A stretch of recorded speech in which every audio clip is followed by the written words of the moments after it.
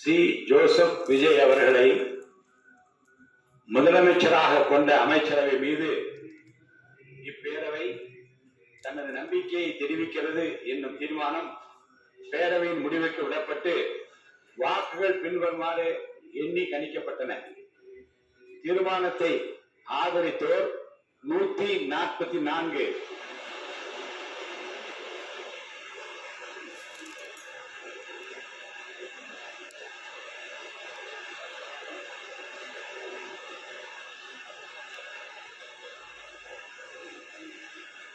தீர்மானத்தை எதிர்த்தோர் 22, நடுநிலை வைத்தோர் 5. தீர்மானத்தை ஆதரித்தோர் அதிகமாக இருப்பதால் மாண்புமிகு முதலமைச்சர் அவர்களின் தீர்மானம் நிறைவேறியது, வெற்றி பெற்றது.